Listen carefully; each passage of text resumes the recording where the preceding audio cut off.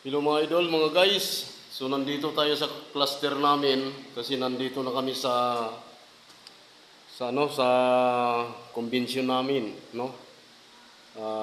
Karating na namin at yung mga kasama ko lumabas na sa dahilan na papasok na kami sa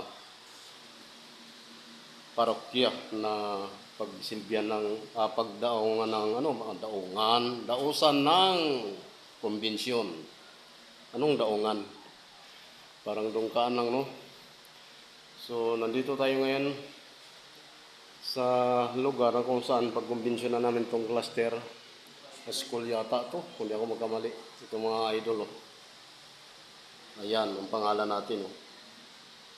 Ayan, baliktad, no?